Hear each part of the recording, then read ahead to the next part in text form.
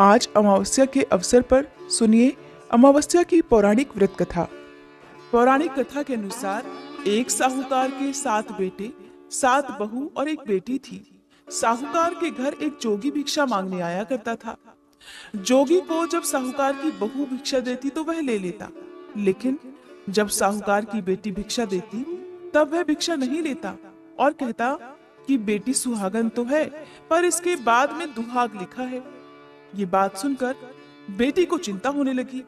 चिंता के मारे उसका शरीर कमजोर होने लगा। उसे कमजोर होता देखकर एक दिन उसकी माँ ने पूछा कि बेटी, क्या बात है, तुम इन दिनों बड़ी कमजोर दिखाई देती हो। तब बेटी ने माँ को बताया कि माँ, एक जोगी भिक्षा मांगने आता है जो कहता है कि बेटी है तो सुहागन, लेकिन इसके नसीब में दुहाग लिखा है। ये बात सुनकर उसकी माँ ने कहा कि अच्छा, तुम परेशान मत हो, मैं कल सुनूंगी। अगले दिन जब जोगी भिक्षा लेने आया तो उसकी माँ दरवाजे के पीछे छुपकर बैठ गई।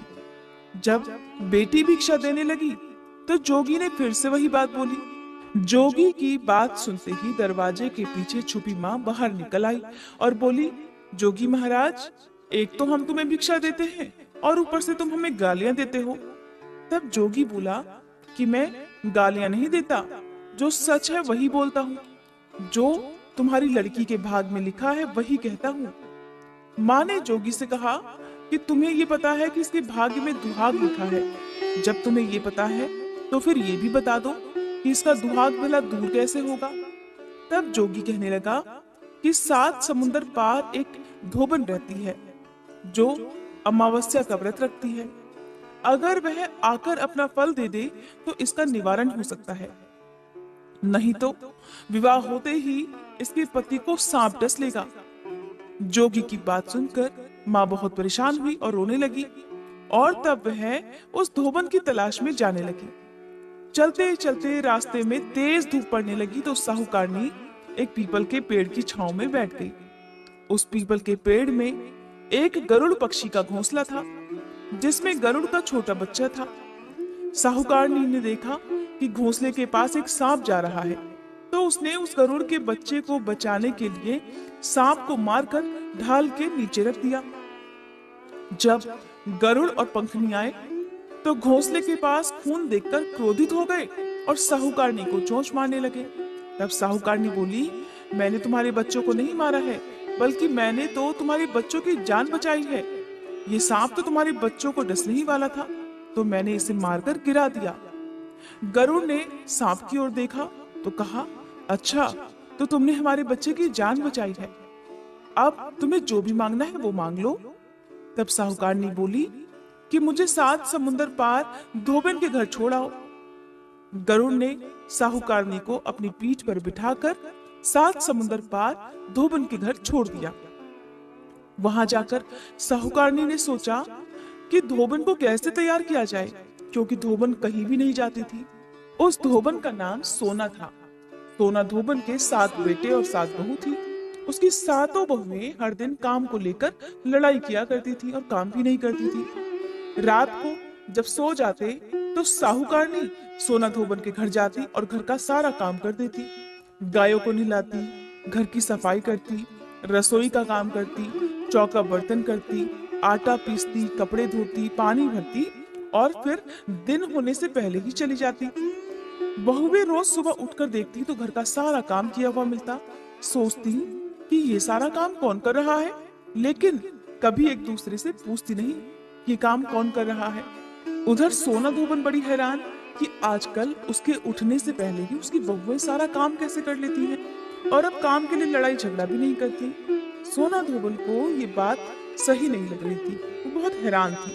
तब एक दिन उसने अपनी बहुओं को बुलाकर पूछा कि बहुओं, अब तो तुम कामकाज के लिए लड़ती भी नहीं हो और सारा काम भी ठीक कर रही हो।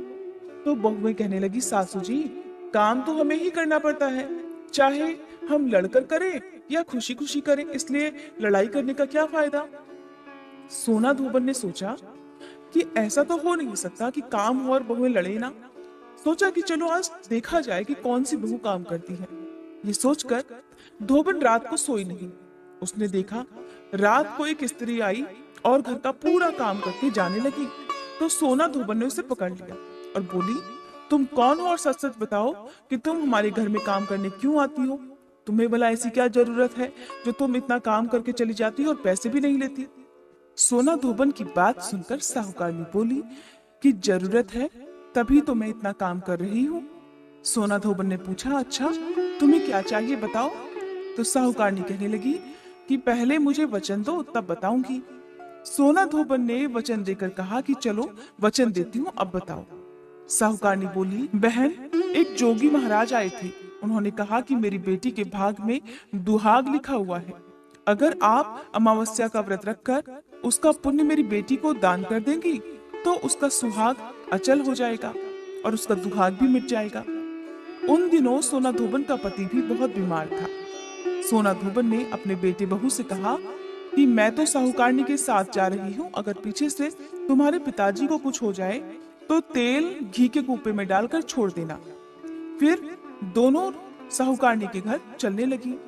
साहूकारनी की बेटी का ब्याह होने लगा। दूल्हा फेरों में बैठ गया। सोना धोबन दूल्हे के घुटने के पास कच्चा करवा रखवा कर बैठ गई, उसमें दूध डाला और तात का तार लेकर बैठ गई।